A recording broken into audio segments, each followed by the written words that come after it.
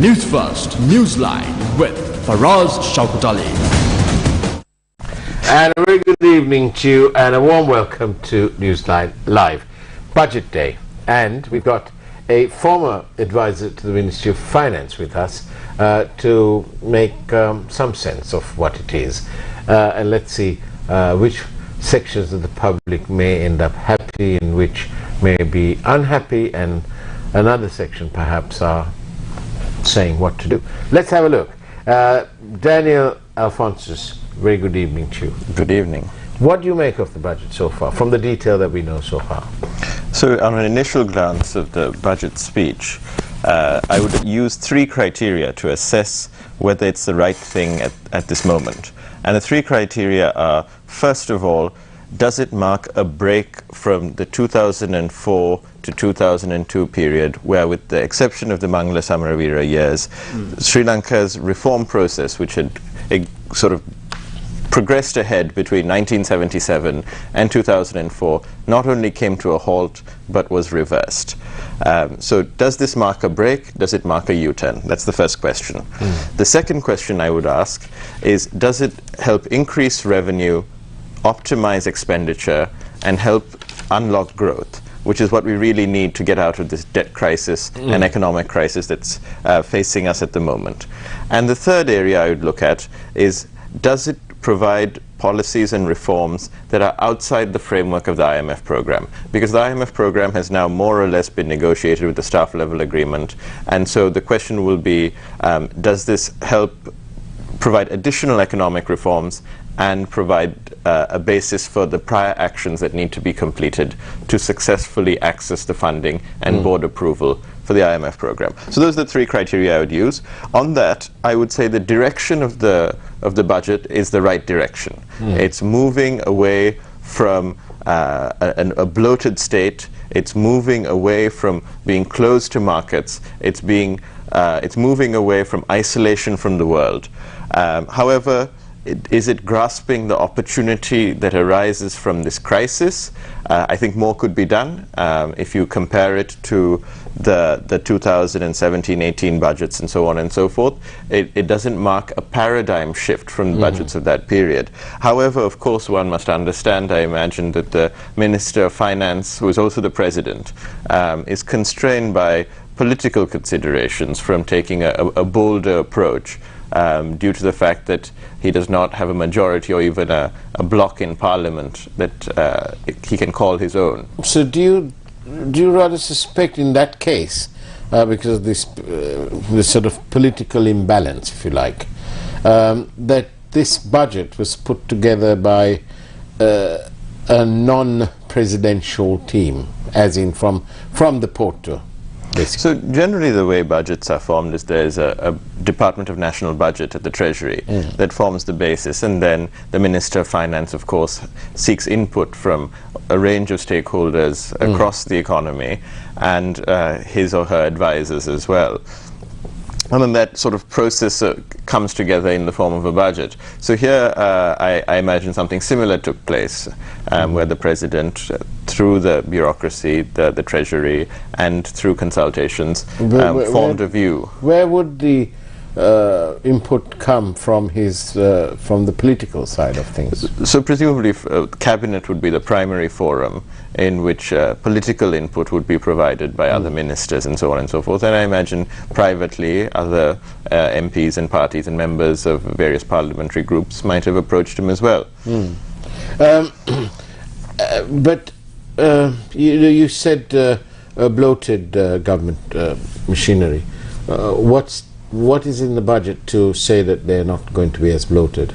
So I think the two measures that the government, or three actually, that the government has proposed in this budget speech.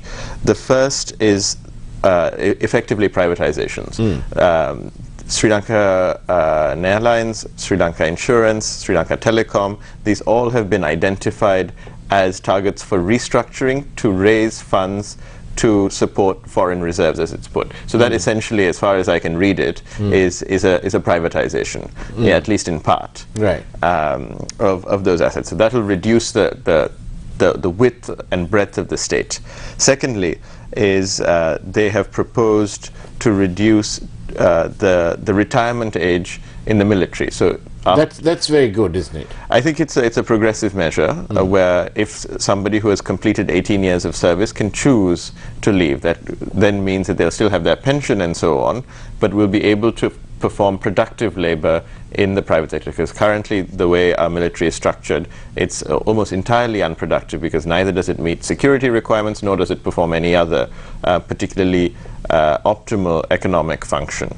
Because there is some concern, growing concern actually, that Sri Lanka's spend on the military is far more, the defense budget is far more than education and health put together. Absolutely. In fact, the defense budget is higher than during the war as a percentage of GDP, which makes no sense. And it's also allocated very, very poorly. There's almost nothing spent on capital expenditure, which is why I think more aggressive measures could have and should have been taken. For example, almost every other military in the world, 40% of their manpower is held in the reserves. In other words, they train for a few weeks a year, but then most of the time they're engaged in productive labor in the private sector or civil sector more generally.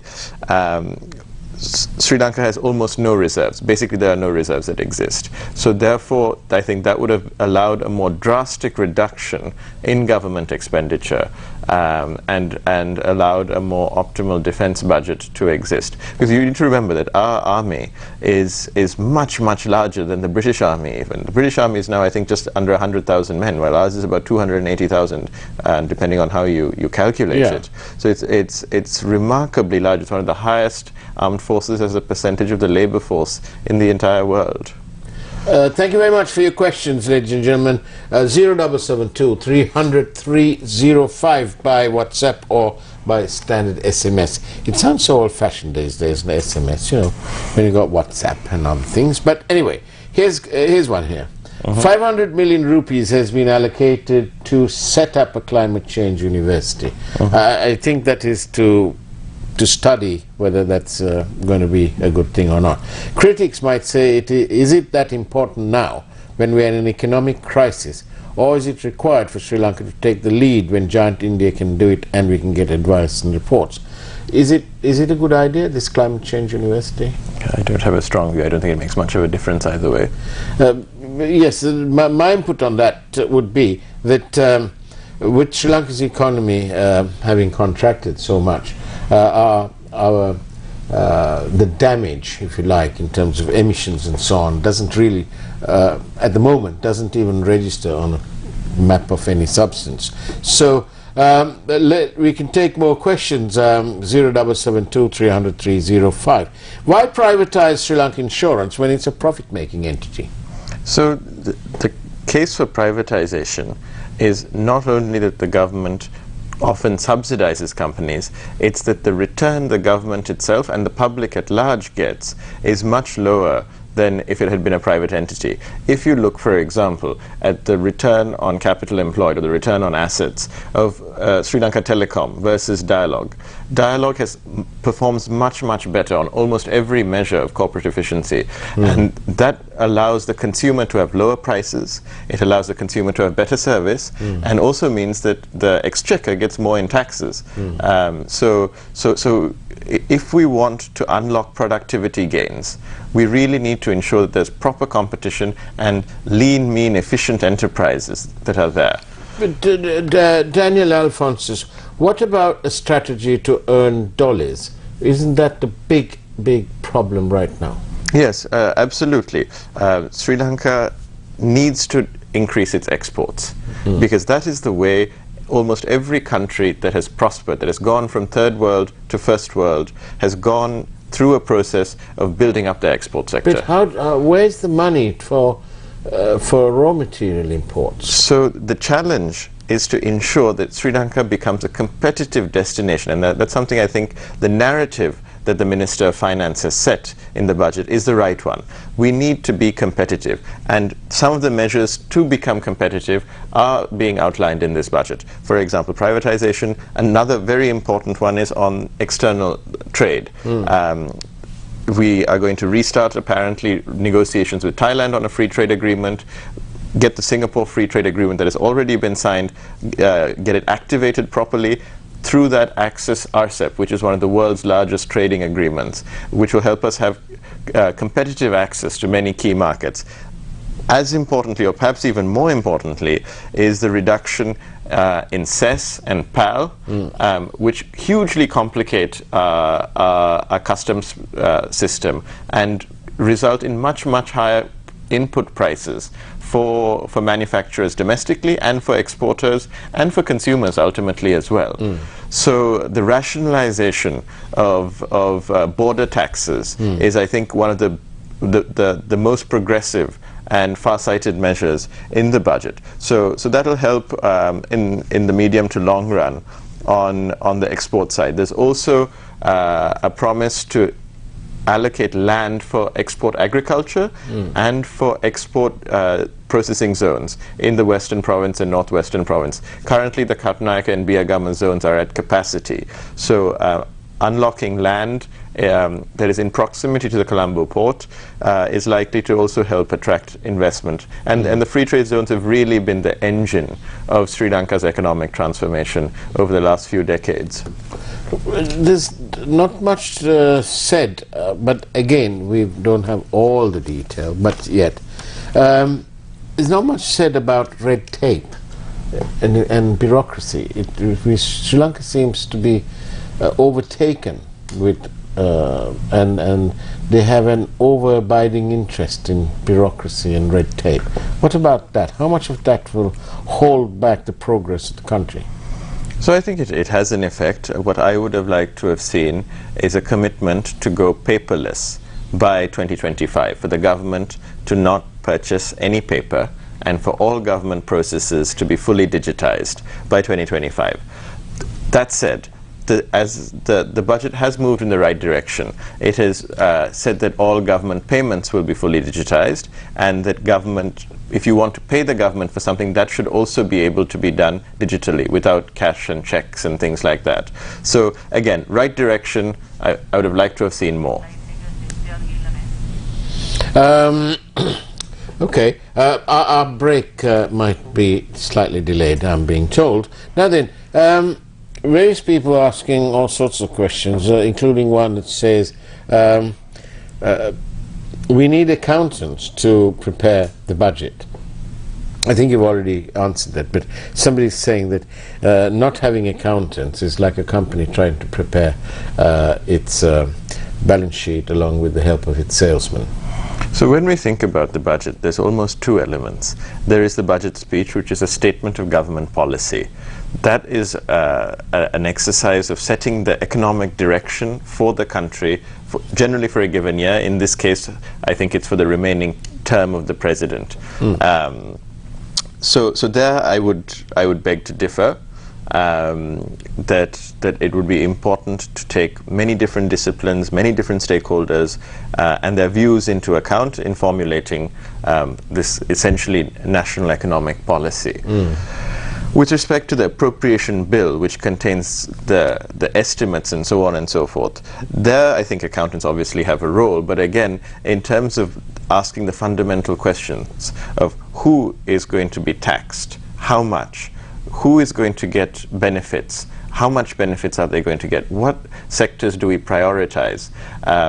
These fundamental questions are really questions that everyone needs to answer, in a sense, that it has to be a multi-stakeholder, multidisciplinary approach. Then in the details of has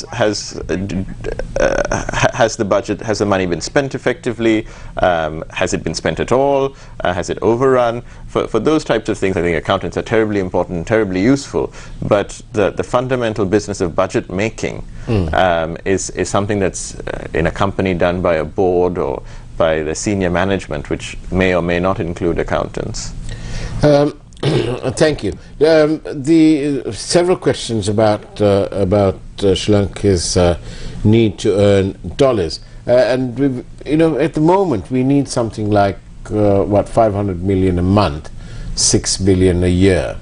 Bearing that in mind, and the fact that we need to demonstrate to the IMF that we can we have a plan. Is it looking increasingly unlikely that by the end of December we'll have some form of resolution?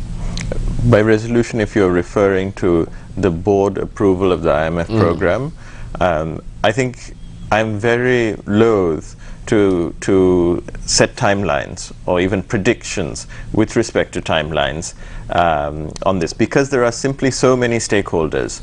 Sri Lanka's debt, it has a domestic component, a foreign component. In the foreign component, you have bilateral creditors, you have multilateral creditors, you have capital markets, and then if you take within capital markets, there are different types of bondholders. There are vulture funds, there are fairly respectable funds. They have different collective action clauses in the different bond covenants depending on which bond you hold. So it's a tremendously arcane and complex process where there are many possible veto players that exist. So a couple of actors can really put a spanner in the works, which is why it's very difficult to give timelines. Of course, there have been encouraging signs in Zambia, in Suriname. The IMF has been a bit more relaxed in its approach compared to the past with respect to debt sustainability, but it is such a complex process, and it's the first time Sri Lanka is embarking on this process. So it's hard to give any definitive timelines, which is why it's so important to start the process of reform now, to get the ball rolling. This is a good start, but it needs to really be built on, and we cannot just rely on the external world. We need to pull ourselves up by our own bootstraps. And on that note, let's go for a quick break and come back. We are, of course, in conversation with Mr. Daniel Alphonsus, former advisor to the Ministry of Finance. What better place than that when we want to interview someone about the budget? We'll see you on the other side of the break, shall we?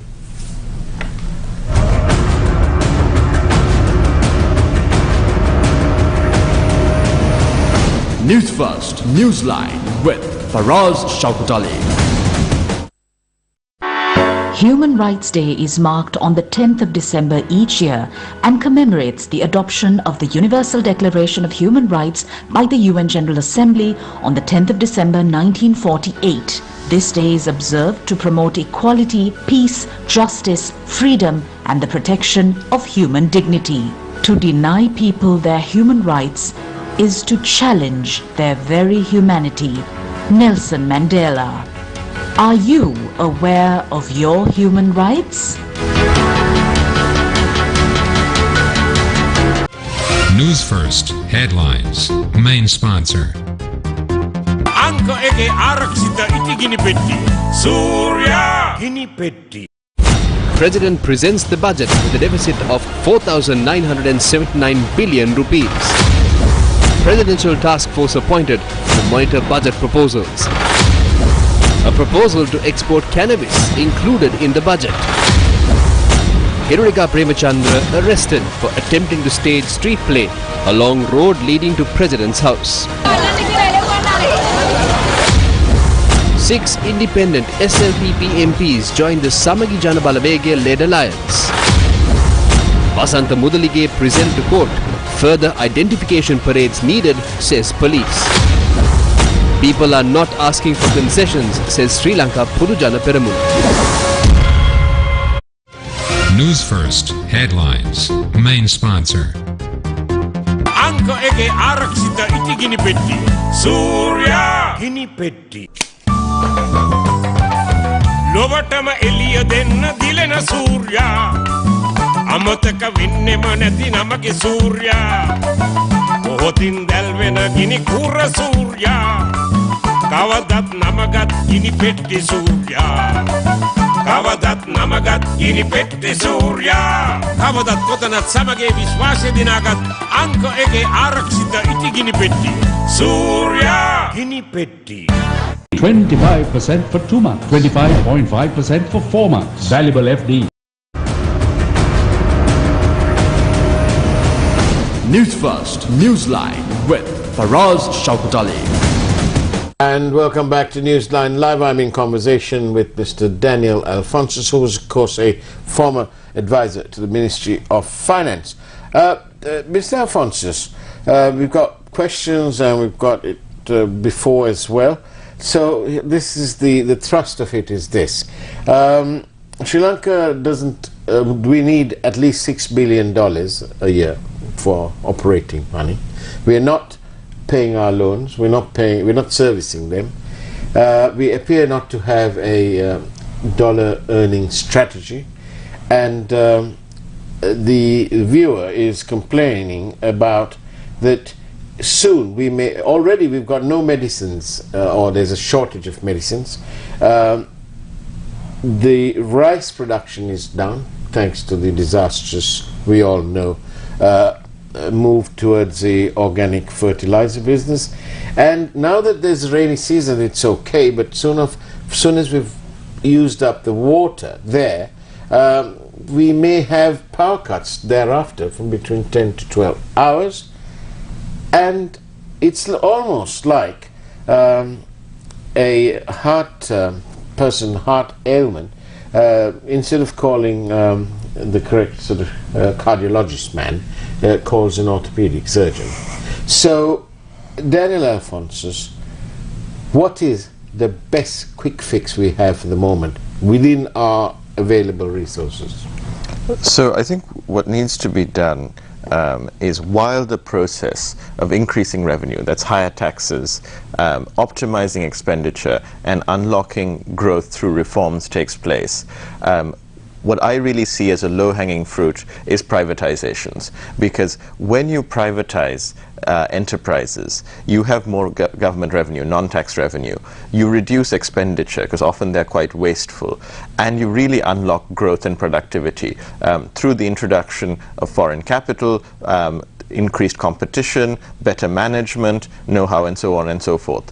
So, for example, what I would prioritize is the sale of Jaya Container Terminal and the East Container Terminal, which at Colombo Port. At Colombo Port, which would be a few hundreds of millions of dollars. There are other government assets as well. For example, if you take Lanka Hospitals, SLT, they're listed on the stock exchange, so there's already a market price established. So you can very quickly divest them as well. So privatizations are really something that I think can help unlock growth quickly, and also help ensure that this transitional process, we really don't want to increase taxes so much at a time when the economy is contracting, and this can help smoothen out that process, which is why I think privatizations are absolutely vital at this juncture. Another area is, of course, plantations and land. Land usage, the government owns the vast majority of land in this country, and much of it is used unproductively. By leasing out that land, as has been proposed in the budget, can help plantation companies as well. The government owns all the plantation companies' land. By leasing some of that, by giving some of that to the workers who are some of the poorest citizens, it can really help improve social security. The plantation community, as we've discussed on this show before, only 30% of households own land, compared to almost 80% of households amongst other communities. And that'll not only help one of the poorest communities, the poorest community in this country, really have a better life and potentially get out of poverty. It'll also improve productivity, because they can cultivate that land more efficiently and effectively. Isn't the main reason that these state-owned, government-owned enterprises run at such a big loss and a drain therefore the treasury, is that they are almost always manned by ministerial relatives, friends, etc., who have no idea how to run a big company. Private firms don't have friends and relations placed in key positions, so they run efficiently. Often that is the case, and which is precisely why we should privatize them. I see no disagreement there with the viewer's comment. Do you think, really, when we look at this present unusual scenario, where the president is ideologically oceans apart from the 134 who voted for him to come in, do you think that any of these proposals in terms of selling off the family silver will ever come to pass? Well, it's amazing what countries learn and do when they don't have access to debt anymore. And you see that in Sri Lanka as well. If you look at the recent policy statement released by the breakaway group from the SLPP with Dalla Salaha Peruma and GL Pires and Nalaka Godahewa and so on and so forth, you can see a distinct change in policy towards a more market-friendly, a more competitive, a more open approach. In other words, a reversal of the policy that has existed since 2004. So I think the country as a whole is learning a lesson again, just like in 1977, where necessity brought forth the economic reforms and opening that took place.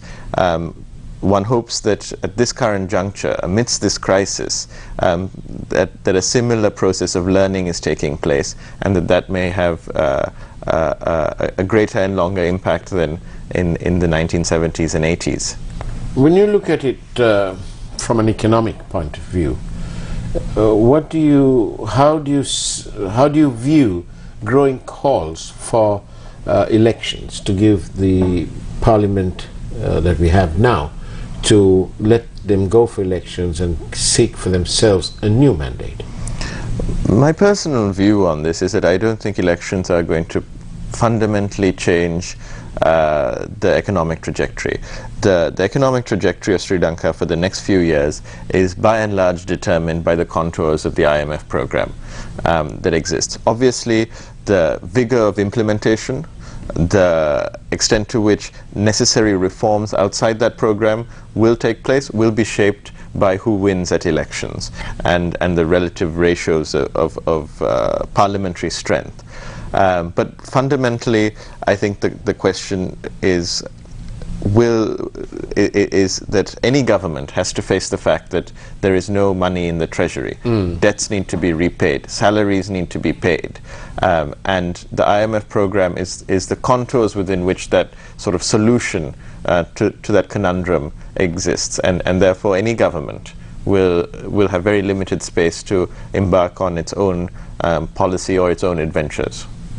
Thank you very much for all your questions, and some of them are statements and not questions. But let me read one of these out, if I may, Daniel. High-sounding theories can be designed and presented, but the crux of the matter is to be genuinely committed to eradicate corruption. Then we can move from a third world to a first world country.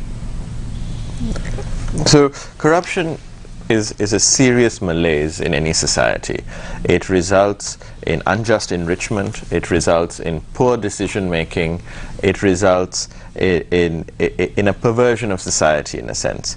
However, empirically, there is very little evidence that corruption seriously affects economic development. If you look at almost every East Asian country, the process of rapid economic growth took place alongside a huge amount of corruption. The question is to really design institutions and a society where corruption does not lead to poor policy making. If you look at Sri Lanka, for example, we built highways to nowhere. We built airports that were in the middle of nowhere as well. We built the Lotus Tower, which serves no economic or social function whatsoever. If that money was used for highly productive infrastructure investment, and the same commissions were enjoyed by those who may or may not have enjoyed them, the economic impact would have been so much greater. So in my view, corruption is a serious problem. It is something we must eradicate from our society, but in economic terms, I don't think it plays anywhere near as pernicious a role as poor policy making itself. And on that note, Daniel Alphonsus, unfortunately we've come to the end of the program. But thank you very much for being on the program, and we look forward to having you on the network again. Thank you very much for having me. It's a great pleasure, and that's the way it was on Newsline Live this evening. It's now time for the primetime news, put out by that wonderful Team News First. Take care, have a great evening, and as always, God bless you all.